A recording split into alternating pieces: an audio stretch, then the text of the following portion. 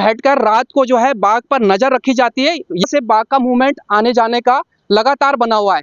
तो यहाँ से एक डॉक्टर की टीम यहाँ बैठी रहती है और इसके अलावा वन विभाग के और पार्क के जो कर्मचारी हैं वो बैठे रहते हैं और दिन रात के समय यहाँ पे नजर रखी जाती है। जैसे ही यहाँ से बाघ गुजरेगा और उनको मौका मिलेगा वो बाघ को यहीं से ट्रैंकुलाइज कर लेंगे और ट्रैप करने के बाद जैसे ही बाघ को, अगर 3 इस तरीके की वैन है, 3 वैन में से अगर आगे से जैसे ही बाघ गुजरता है उसको ट्रैप करने के लिए ट्रैंकुलाइज किया जाएगा। और जैसे ही बाघ को वो इंजेक्शन एक तरह का होता है नशीला, उसको नशे में लाया जाता है बाघ को पकड़ने के लिए। जैसे ही उसको यहाँ पे ट्रैंकुलाइज किया जाएगा तो उसके बाद इसके भीतर उस बाघ को रखा जाएगा और उसके बाद यहाँ से उसको दूसरी जगह शिफ्ट किया जाएगा। विजुअल में आप देख रहे होंगे किस तरीके से जंगलों के भीतर से होकर ये गाड़ी गुजर रही है और अब जाकर ये जंगल के भीतर ये गाड़ी आई है। तो अधिकारी और कर्मचारी जितने भी हैं वो बाघ को पकड़ने के लिए पूरा प्रयास कर रहे हैं। नमस्कार, आप देख रहे हैं नवक्रांति न्यूज और मैं हूं आपके साथ नवीन नौटियाल। और इस समय एक चर्चा का जो विषय पूरे ऋषिकेश के ग्रामीण क्षेत्रों में बना है वो है कॉर्बेट नेशनल पार्क से लाया गया नर बाघ। कुछ दिन पहले हमने आपको खबर दिखाई थी कि कैसे कुछ लोग जो आक्रोशित हो गए थे एक व्यक्ति की मौत के बाद जिसको बाघ ने जो है निवाला बनाया। उसके बाद जो है पार्क प्रशासन और वन विभाग हरकत में आया और उस बाघ को ट्रैंकुलाइज करने के लिए, पकड़ने के लिए तमाम तरीके के प्रयास कर रहे हैं। लेकिन सोशल मीडिया पर एक तरीके की बातें ये चल रही है कि जो वन विभाग के कर्मचारी अधिकारी है वो बाघ को पकड़ने के लिए कुछ नहीं कर रहे हैं। फिलहाल हम ऐसे पॉइंट पर आज आए हैं जहाँ पे बाघ को ट्रैप करने के लिए एम्बूस ये जो पीछे गाड़ी दिख रही है इसको लगाया गया है। साथ ही हमारे साथ वन रेंज अधिकारी भी हैं धमांदा जी, उनसे भी पूरी जानकारी लेंगे कि क्या क्या प्रयास। सर पहले तो ये बताएं कि कहाँ तक आप लोगों का जो ये प्रोसेस है कहाँ तक चला है और कहाँ तक आप सफलता की पास हैं और कितने इस पे कर्मचारी जो हैं लगे। बाघ को पकड़ने के लिए हमारे यहाँ 3 टीमें बनाई गई हैं, उनमें करीब लगभग 60 लोग लगे हुए हैं। और जो एम्बुस आप देख रहे हैं ऐसे एम्बुस हमने 3 जगह लगा रखे हैं और इन एम्बुसों पे हमने चारा लगा रखा है। अच्छा। और उस चारा के माध्यम से हम बाघ को उस चारे पे लाने का लालच कर रहे हैं ताकि वो चारा प्राप्त करने उस पर आए और हम उसको ट्रैंकुलाइज करें।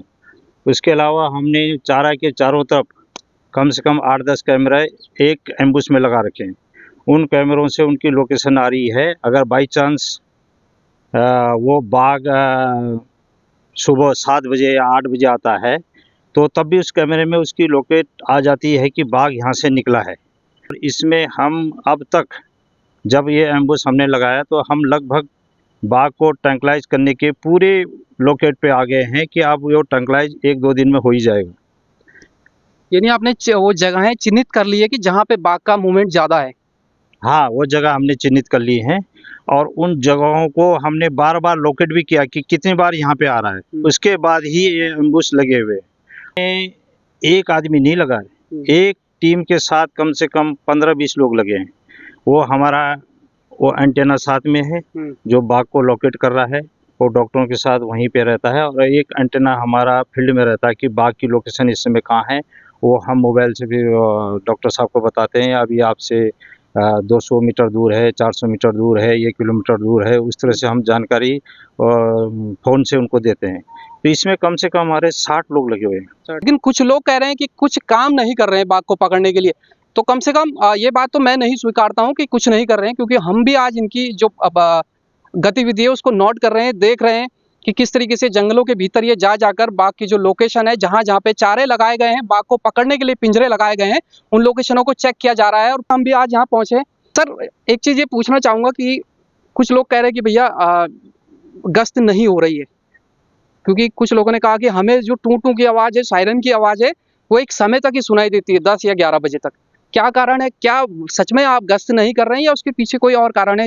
बाघ पकड़ने का प्रयास तो लोगों को इसलिए नहीं दिखाई दे रहा कि हमारा प्रयास जो भी हो रहा है वो जंगल के अंदर के बाहर नहीं हो रहा है। अगर जंगल के बाहर होता तो लोगों को दिखाई देता। अब जंगल के भीतर आप लोग आए तो आपको दिखाई दिया कि क्या प्रयास हो रहा है। और रही गश्त की बात, गश्त हमारी नियमित हो रही है। वो 1-2 बजे बाद बाघ की मूवमेंट ज़्यादा हो जाती है तो वो फॉरेस्ट से हमारे जो एम्बुस में जो डॉक्टर साहब बैठे हैं उनका कहना है कि 1-2 बजे आप लाउड स्पीकर की आवाज़ कम करें, क्योंकि बाघ विचलित होता है, क्योंकि रात में लाउड स्पीकर की आवाज़ बहुत दूर तक जाती है। तो जंगल में वो आवाज़ पहुँच रही तो बाघ विचलित होता है, इसलिए हम 2 बजे के 1-2 बजे के बाद बहुत कम चांस है कि जब हम लाउड स्पीकर बजाते हैं, और गश्त नियमित रूप से हो रही है। उसके लिए हमने 3-4 टीमें बना रखी हैं, वो लगातार गश्त कर रही हैं। जहाँ बाघ ने किल किया था आदमी को, वहाँ भी हमने कैमरा लगा रखे हैं। उनमें उसकी अभी हम उस चिप को निकाल के उनकी झलक देखेंगे कि बाघ वहाँ पे पहुँचा है कि नहीं पहुँचा है। क्योंकि हम 4-5 दिन बाद ही कैमरों के चिप निकाल के चेक करते हैं। अभी कोई बाघ की लोकेशन आपको मिली हो?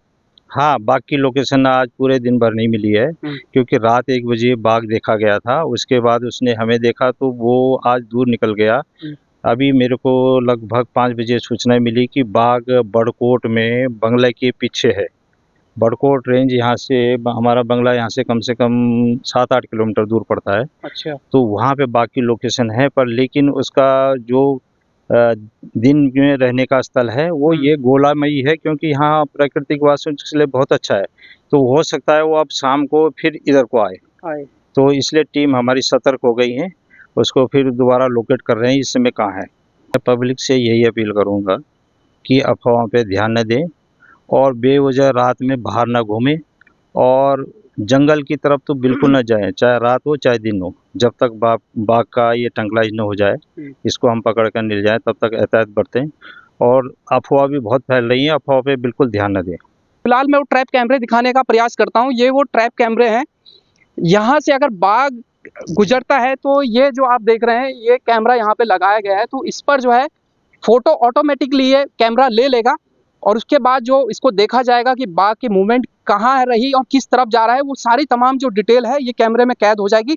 इस तरीके के तमाम पूरे क्षेत्रों में ये कैमरे लगाए गए हैं। इसके अलावा कर्मचारी जितने भी हैं वो बाघ को पकड़ने के लिए पूरा प्रयास कर रहे हैं, बस समय थोड़ा लग रहा है।